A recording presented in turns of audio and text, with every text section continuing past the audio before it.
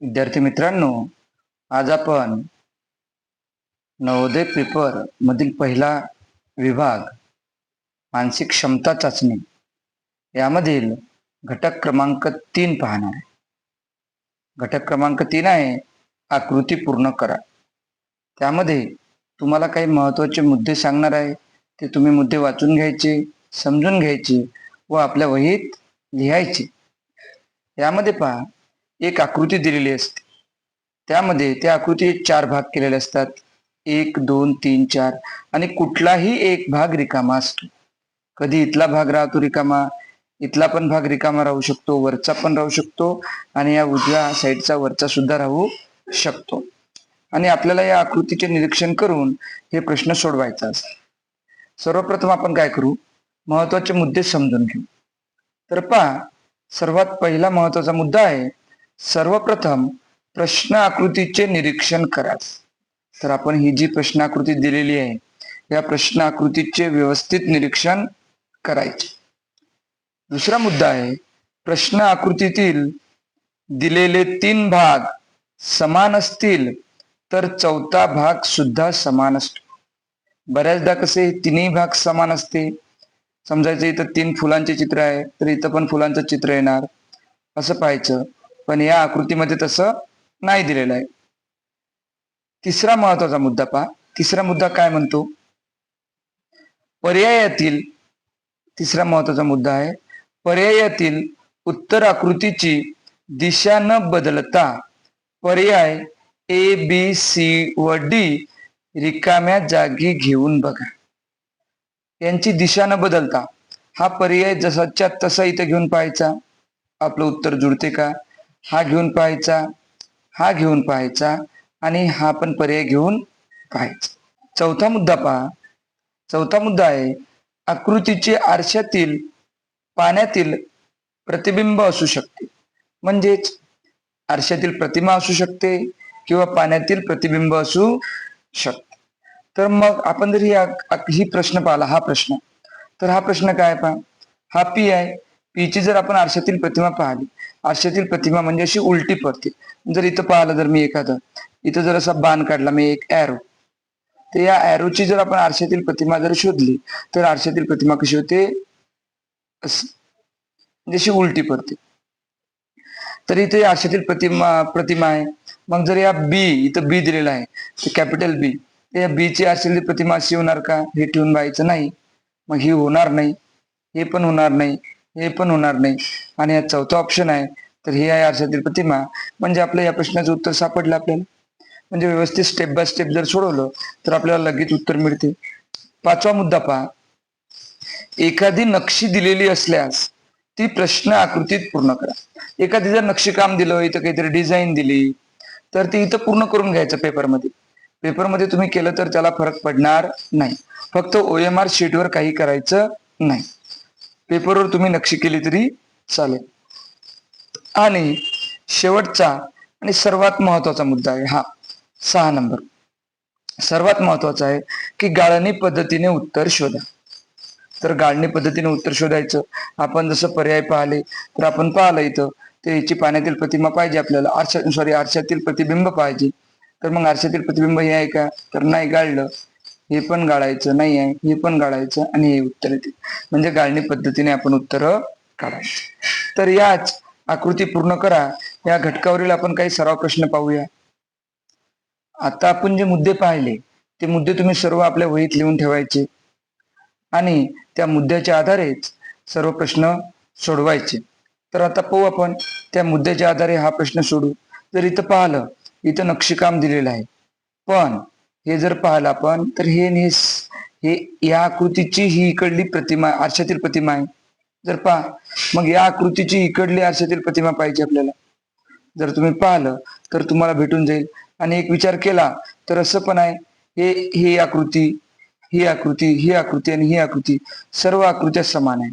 तर मग आपला मुद्दा होता, पहिलाच मुद्दा, जर 3 भाग जर समान असेल तर चौथा भाग सुद्धा समानच येणार. म्हणजे जर पाहिला, हा भाग पाहिला तर त्याच्यासारखाच दिसू राहिला. तर मग तरी आपण सर्व ऑप्शन पर्याय पाहून घ्यायचे. दुसरा पर्याय वेगळा आहे, गाळणी पद्धतीने त्याला कट करायचं, त्याला गाळायचं. त्याला केलं कट, ही पण गाळणी पद्धतीने येणार नाही आणि ही पण येणार नाही. म्हणजे आपल्याला उत्तर मिळालं पर्याय क्रमांक ए. चला दुसरा प्रश्न पाहूया.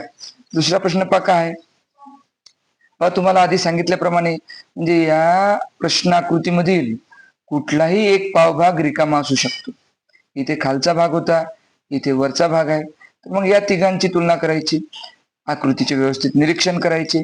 जर आपण पाहिलं तर इकडे बाहेर एक सर्कल आहे, आतमध्ये एक त्रिकोण आहे आणि त्याला रेषा दिलेल्या आहे. मग या दोघांचं निरीक्षण आधी करायचं. तर हे जर पाहिलं आपण तर या आकृतीची ही कानी पाण्यातील प्रतिबिंब दिसत आहे, खाली पडलेली आहे आणि बाकी जसंच्या तसं आहे. मग याचं पाण्यातील प्रतिबिंब इथं पडलेलं, तर मग याचं पाण्यातील प्रतिबिंब वर,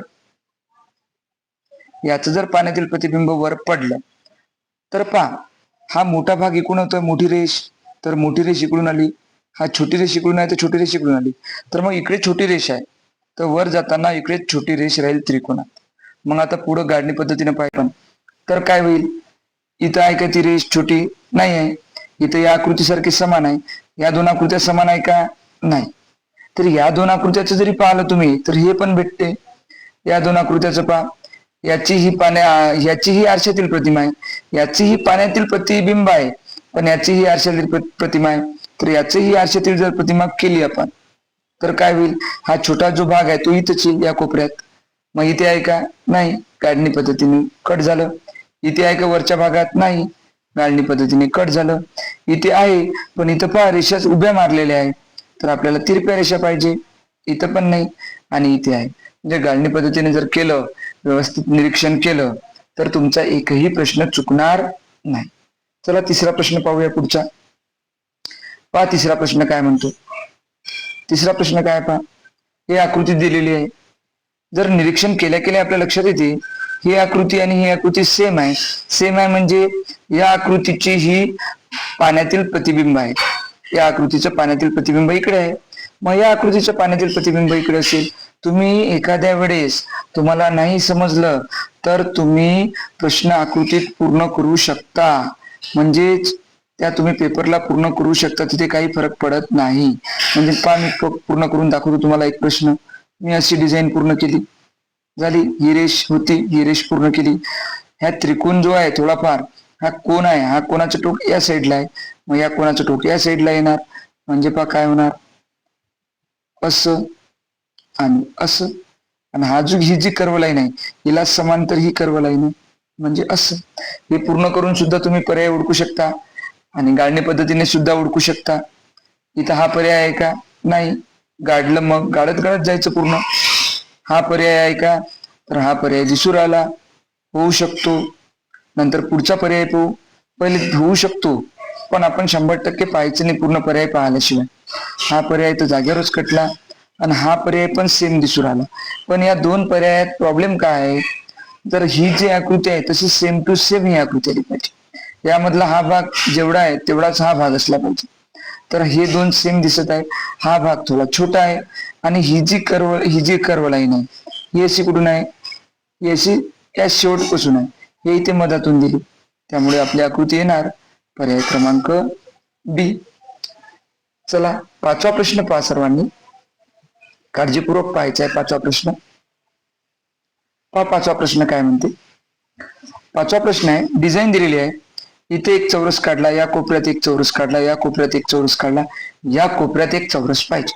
पहिल्यांदा हा चौरसच पाहू आणि त्यावरूनच जे आकृती गाडल्या जातात ते गाडू आपण. इथे चौरस आहे का, तर आहे, राहू देऊ. इथे आहे का, नाही. जसंच्या तसं उचलून ठेवायचं आहे, असंच्या असं, उलट करायचं नाही, आकृती फिरवायची नाही. इथे आहे का, नाही. इथे आहे का, तर आहे. म्हणजे दोन पर्याय आधीच कट झाले. तर आता पाहू आपण, हे जे टिंब दिलेले आहे घट ते आतल्या बाजूला आहे, म्हणजे जर मी शिरेष पाडली तर ते कोण्या बाजूला येईल, ते आतल्या बाजूला येईल, वरच्या. तर मग हे दोन आहे, पर्याय क्रमांक ए आणि पर्याय क्रमांक डी. तर पर्याय क्रमांक ए मध्ये खालच्या बाजूला आहे, इथे वरच्या बाजूला आहे, म्हणजे हे पण गाळणी पद्धतीने कटलं आणि आपलं उत्तर आलं पर्याय क्रमांक डी. आता पहा सहावा प्रश्न. पहा सहावा प्रश्न कसा दिलेला आहे. सहावा प्रश्न हे 3 भाग पूर्ण दिलेले आहे आणि हा एक भाग दिलेला नाही. तर आता आपल्याला शोधायचं आहे की या एका भागात फुलाच्या किती पाकळ्या येईल. जर आपल्याला कळलं नाही तर आपण काय करायचं, हे असे भाग पूर्ण करून घ्यायचे. हे असा भाग, असा भाग. आता 4 भाग पूर्ण झाले. आता तुम्हाला हे 4 भाग पूर्ण झाले, त्यावरून तुमच्या लक्षात येऊ राहिलं की इथे भाग यात येईल, फक्त इथे एक पाकळी येणार का, तर नाही, एक पाकळी येणार नाही. आणि एक पाकळी सोबत थोड्या छोट्या छोट्या कटलेल्या पाकळ्या पण येईल. आणि पाकळी कुठे राहील, वरच्या भागात. इथे आहे का वरच्या भागात, नाही, गाळणी पद्धतीने. इथे आहे का या भागात वरच्या, नाही, गाळणी पद्धतीने. इथे आहे का वरच्या भागात, नाही, गाळणी पद्धतीने. आणि इथे एकाच आकृतीमध्ये वरच्या भागात दिलेली आहे, त्यामुळे काहीच करायचं काम पडलं नाही आपल्याला. म्हणजे आपण डोळ्याने जर व्यवस्थित निरीक्षण केलं तर आपल्याला उत्तर लगेच मिळून जाईल. म्हणजे याचं उत्तर आहे पर्याय क्रमांक डी. पुढला प्रश्न पाहूया. हा पुढला प्रश्न काय आहे, ही एक डिझाईन दिलेली आहे आणि ही डिझाईन पूर्ण केलेली आहे. सर्कल जो आहे असा डिझाईन पूर्ण आपण इथे पूर्ण करू शकतो. पण कुठे होणार पूर्ण, हे वरच्या भागाकडून चालू होणार. इथं वरच्या भागाकडून आहे का, तर नाही, खालच्या भागाकडून आहे. गाळणी पद्धतीने कटलं. इथे आहे का वरच्या, हो आहे, येऊ शकते. पण पुढचा पोह आपण जर गाळणी पद्धतीने येत असेल तर तसंच काढू. इथे आहे का, नाही, खालच्या बाजूने आहे, अर्धवट आहे, गाळणी पद्धतीने कटलं. इथे आहे का, हो. परंतु आपल्याला जर पाहिलं असेल, आपण जर निरीक्षण केलं योग्य, तर हा भाग पहा, इथे 2 त्रिकोण झाला टाईप आहे आणि कोरे आहे. त्यानंतर लगेच ह्या रेषा दिलेल्या आहे. इथे पण 2 त्रिकोण कोरे आहे आणि लगेच रेषा आहे. पण इथं त्रिकोण जे 2 झाल्यासारखे झाले, पण इथे एक कोरा सोडलेला आहे आणि नंतर रेषा ओढलेल्या आहे. म्हणजे आपलं 4थ्या नंबरचा पर्याय पण कट होतो. आणि पर्याय क्रमांक कोणता येतो, बी. 8वा प्रश्न पाहूया. पहा 8वा प्रश्न काय आहे, तर 8वा प्रश्न आहे, जर आपण पाहिलं, निरीक्षण केलं, तर पहिले या दोघांचं निरीक्षण करूया. जे दिलं अपोजिट साईडचं निरीक्षण करूया. याचं जर आपण व्यवस्थित निरीक्षण केलं तर याचं पाण्यातील प्रतिबिंब इकडे दिलेलं आहे. याचं पाण्यातील प्रतिबिंब म्हणजे हा असा उलटा पडलेला आहे खाली, हा सरकारी असते इथं उलटा झाला म्हणजे पाण्यातील प्रतिबिंब आहे. तर याचं जर आपण पाण्यातील प्रतिबिंब केलं तर हे गोल खालच्या साईडला आहे इकडे, तर हे गोल वरच्या साईडला जाईल, इकडे जाईल, वरच्या साईडला हे 2 गोल आणि दांडी या साईडने. म्हणजे अशा प्रकारची आकृती आपल्याला शोधायची आहे. इथं दांडीच वेगळी सरळ आहे, इथं कर्व आहे, त्यामुळे गाळणी पद्धतीने कटलं. इथं पण सरळ आहे, उलटच दिली, कटलं. इथे पहा, इथे खालच्या बाजूला दिली आणि इथे सेम दिलेलं आहे. ही डी आकृती आणि हा पर्याय सेम आहे. हे 2 सेम आहे का, नाही. हे काय आहे, पाण्यातील प्रतिबिंब दिलेले आहे. मग हे 2 सेम आहे, त्यामुळे हे पण कटलं गाळणी पद्धतीने. हे उलट झालेलं आहे, म्हणजे आपलं उत्तर येईल पर्याय क्रमांक सी. 9वा प्रश्न पहा. 9वा प्रश्न पण खूप सोपा आहे. हे जे घट्ट दिलेलं आहे, तर घट्ट जो भाग आहे तो इथे आहे. म्हणजे कोणा साईडला आहे, तुम्हाला जर लगेच कळलं असेल, हे वरच्या साईडला आहे. कोणा साईडला आहे, वरच्या साईडला.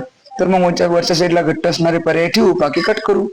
इथे आहे, येऊ शकते, इथे नाही, गाळणी पद्धतीने कट, इथे नाही, गाळणी पद्धतीने कट, इथे आहे. तर ठीक आहे, 2 पर्याय पाहू आपण. तर इथे काय दिलं, इथे घट्ट, इथे थोडी कोरी जागा, नंतर इथे रेषा आहे, रेखांकित भाग, आणि इथं मग कोरा डब्बा. तर कोरा डब्बा इथं जर दिला आपण, तर हे जर दिलं तर हे सेम टू सेम वाटत आहे. परंतु हे जर भाग पाहिला आपण, हा जो रेखांकित भाग आहे, तो हा रेखांकित भाग पहा, हे थोडा मोठा आहे आणि हा खूप छोटा आहे. आणि सर्व आकृत्या थोड्या छोट्या छोट्या दिलेल्या आहे, तर त्यामुळे हे भागही जास्त केलेले आहे. इथे भाग पहा बरं, 1 2 3 4 भाग. इथे पहा 1 2 3 4 5 भाग आहे. त्यामुळे पर्याय क्रमांक डी पण कटलं आणि आपलं उत्तर येणार आहे पर्याय क्रमांक ए. आणि आता पहा, शेवटचा प्रश्न तुम्ही सोडवायचा आहे हा प्रश्न. आणि नंतर हा प्रश्न सोडवल्यानंतर तुम्ही आपल्या या नवनीत पुस्तकामधील सर्व 10 तर आपण घेतले, राहिलेल्या 50 आकृत्या सोडवायचा आहे, सराव करायचा आहे आणि मागे स्वतः चेक करून घ्यायचं किती बरोबर येते आणि किती चुकते. चुकलेले जे आहे ते परत समजून घ्यायचे. जर हा 10वा जो प्रश्न आहे, सराव प्रश्न 10वा, प्रश्नाकृती, हे तुम्हीच पहा, तुम्ही योग्य निरीक्षण करा. आणि तुम्ही याचा उत्तर जे आहे पर्याय क्रमांक ए येईल, पर्याय क्रमांक बी येईल, पर्याय क्रमांक सी का पर्याय क्रमांक डी येईल. ते या पर्यायापैकी योग्य पर्याय तुम्ही ओळखा आणि मला कमेंट मध्ये उत्तर सांगा. आणि सर्वांनी हा जो आपला व्हिडिओ आहे सर्वांनी काळजीपूर्वक पहा, सर्व समजून घ्या आणि अशाच प्रकारचे नवनवीन व्हिडिओ बुद्धिमत्ता, भाषा आणि गणितातील वेगवेगळे स्वाध्याय आणि IMP प्रश्नांचे व्हिडिओ जर पाहायचे असेल तर आपल्या या चॅनलला लाईक करा. जे नवोदयचा सराव करतात विद्यार्थी त्या विद्यार्थ्यांना शेअर करा आणि सबस्क्राईब करायला विसरू नका. थँक्यू.